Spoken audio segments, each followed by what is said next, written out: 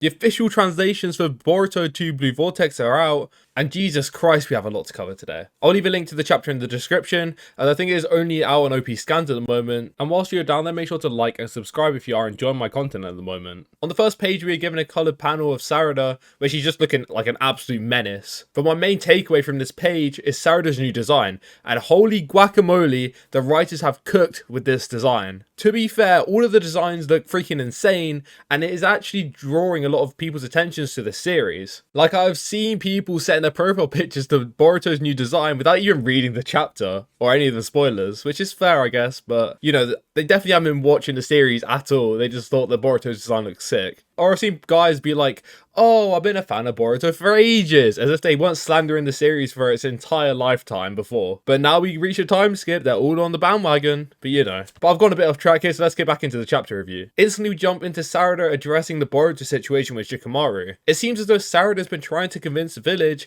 for some time now, but we'll find out later that the longer time goes on, the less doubt Konoha is having about Kawaki being Naruto's true son. It seems as though Shikamaru is the new 8th Hokage, which I don't really know how I feel about this, as I would have loved to see Kakashi come back and fill this role, but I can see why Konoha made this decision. I think we were all just looking forward to Kakashi having a much more prevalent role in Boruto, so we all got our hopes up that he'd be Hokage, because he's such a cool character, probably one of my favourites in the series, so it is kind of disappointing to see that he isn't going to be Hokage, but at the same time, he can definitely still hold a lot of value within the story. But getting back into the chapter, obviously Shikamaru is just telling Sarada that Boruto killed the Hokage, and the village will never forgive him for that. And to be fair, if I was in Shikamaru's position, there ain't no way that I'd be letting the kid who killed one of my best friends back into the village. Shikamaru goes on to explain that if Sarada continues with this talk about like freeing Boruto and all that, then she will never be able to become Hokage.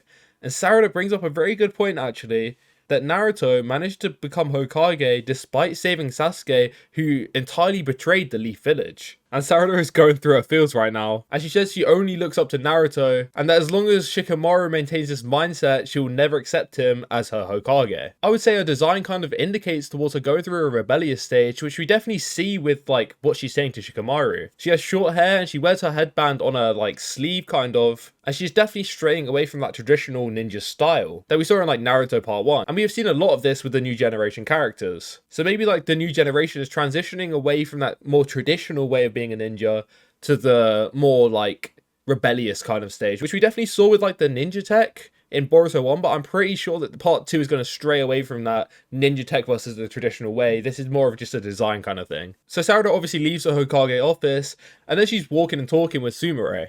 And she goes on to explain that the reason the Leaf is so sure that what they are telling them is false is because Kawaki covered up the cracks in his story by telling the citizens that his body was remodeled by Kara, and hence why he doesn't look like the former version of Boruto. And slowly but surely the omnipotence has been working away, and eventually we've got to the point where nobody has any doubt in Kawaki's story. What I think is just nuts is that omnipotence is still technically running in the background, or that is what is implied with what they have said here. Like, Kishimoto didn't need to make this ability this freaking broken. Like, give Boruto a chance, man. Sarada and Sumire then go to talk with Ada, who tells them essentially what is done and cannot be undone. Shout out to all my English literature gang, because I'm sure you have to analyze that crap at some point in your life. Basically, Ada goes on to talk about her ability, or the thing that Kawaki activated, and she says that it's literally just a wish, and because Ada was able to facilitate the conditions for this wish, Kawaki was able to bring this ability out of her, likely due to his Otsutsuki genetics. This means that Boruto can likely do the same thing if his desire remains strong enough to do so, which is definitely important to keep in mind for the future of the story. Ada also seems skeptical about why Sarada and Sumire aren't affected by omnipotence, as they are neither Otsutsuki or blood related to her. And hence, she feels like if they are unaffected by omnipotence, they should also be unaffected by her charm. And we are reminded of the idea that if Ada finds out that they are unaffected by her charm, Damon would likely view them as a threat, as they are some of the select few who are actually able to kill Ada. Damon would likely not hesitate to kill Sarada and Sumire in this instance of him finding out about the power they have. I have a theory that I'll get into in a future video, because I don't want to take up too much of your time, but the theory is basically going to go into why Sarada and Sumire are unaffected by Ada's charm ability. So make sure to subscribe and turn on notifications so you don't miss that video when I make it. We then move on to Kawaki and Mitsuki, who are having a chat about Boruto, And I said it once about Sarada, and I'll say it again, but these two designs are absolutely fire. They are quite literally cooking some Michelin 5-course meal up at the Boruto HQ, god damn. Kawaki explains that since Boruto has been training, he's likely gained the same ability to erase his chakra. But obviously if Boruto does this, Kawaki will still be able to sense Boruto's presence, similar to what Boruto did with Kawaki back when he ran off to confront Code. Mitsuki further goes on to explain that he will kill Boruto by any means necessary, as not only does he hold a huge grudge against Boruto, since in his eyes he tried to kill Kawaki, but he's also desperate to protect him. In which Kawaki responds that he finds that when Mitsuki does this like overprotection stuff, he finds it very creepy. Obviously, Kawaki has become Mitsuki's son, so Mitsuki has this weird bond thing with Kawaki now. But we find out that Kawaki now knows how to fly, clearly showing he wasn't the only one training during the 3-year time skip. Kawaki looks so freaking cold while he's literally just floating there. Like, I know a lot of people who don't click with his character, but he has some badass moments. You can't even deny that. In this chapter there is like tons of cuts to address all of the new characters and showcase their new designs, and we swiftly move on to seeing Himawari and Chocho having like a sparring fight. I love this new design for Himawari, though she is molding into that spitting image of Naruto, which actually contrasts that of Boruto, who is kind of straying away from that traditional Naruto look. Himawari states that the reason she is training so intensively to become strong is because she actually feels bad for Boruto. It seems as though Himawari may have felt this way for a while now, but she felt too afraid to tell people, as the likelihood is that the village would very quickly turn their backs on her for having this ideology. We see this with Chocho, Shikadai and Inujin's reaction, where they literally seem flabbergasted from hearing this come from Himawari's mouth. To be fair, the reaction is very much warranted, as Himawari is saying that she actually sympathizes with the boy who killed her father and who is still trying to kill her one and only brother. This is clearly set up for Himawari going to play a much bigger role with this version of Boruto, and I literally can't wait to see it. Again, this chapter is giving us so much to discuss, so I will talk about Himawari's potential in another video, as I don't want to make this video too long. But basically what I want to get into is Himawari goes on to explain that she sees the good in Boruto, which isn't actually too far-fetched when you think about it. Himawari and Kawaki had a really good bond, and she often viewed him as a real brother who showed to have an actual human heart, contrary to what the people in the village thought of him. And being so Himawari was one of the few people who knew Kawaki the best, it makes sense for her to be skeptical as to why he would do all of this stuff. She goes on to say that she still has this gut feeling that Naruto and Hinata are still alive somewhere. And like I said, when I discussed the spoilers, Himawari seems to have this connection with Naruto and Boruto that nobody else actually has. This love and affection is so strong that it's even started to overpower Ada's omnipotence, which is why she's able to start seeing through this deception. And this is just a snippet of what I think Himawari is actually capable of. And I can't wait to make my entire video on her. Himawari's had a lot of coverage in both the manga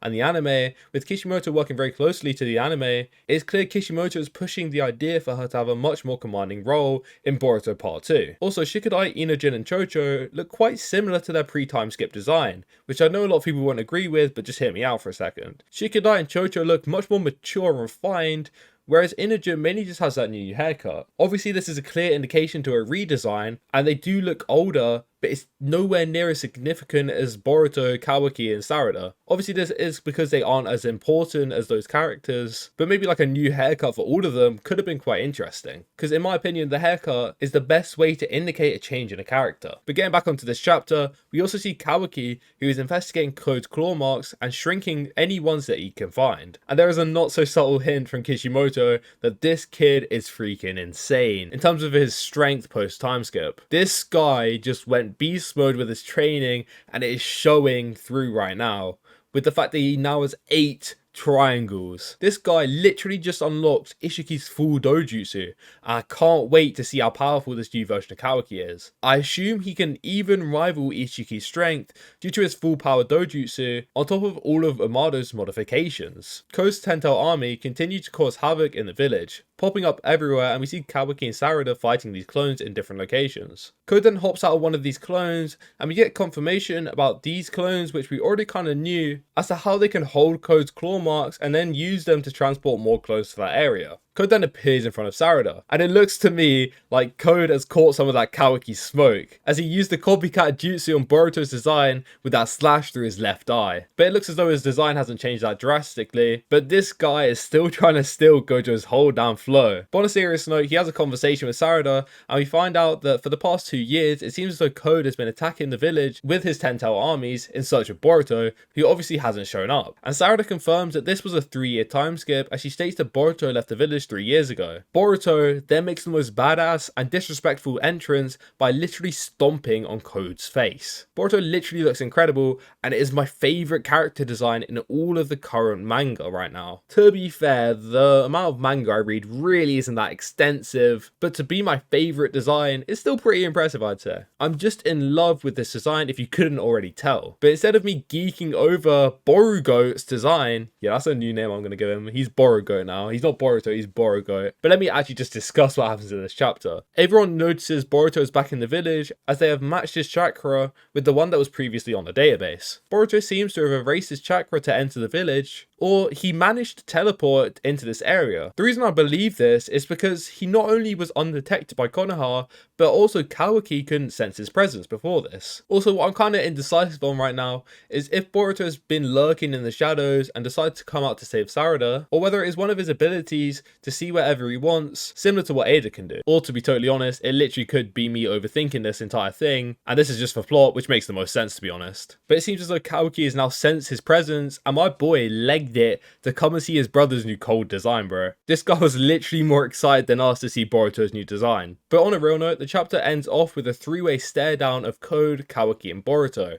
where Kawaki simply states, "You finally appeared, Boruto." So I can't tell if Kawaki, Code and Boruto are about to have some 3-way fight, but Kishimoto is not slowing down the pacing from where we left off before the time skip. This obviously got me and many other people off guard, but I definitely like how he has done this chapter. It was informative but allowed the plot to develop, which excites me even more for the coming chapters. There is literally so much to discuss, and I'm so glad the series is back, as I love talking about Boruto theories and manga discussions. It is probably my favourite series to discuss, and I was out here depressed for real while Kishimoto decided to have his 4-month vacation. But that is it for this video. If you did enjoy, then make sure to like and subscribe, as it helps out this channel a lot. All of your guys' support over the last few weeks has been amazing, and I appreciate all of you. Leave your thoughts on this chapter in the comments down below, but with that said, I'll see you in the next one. Goodbye.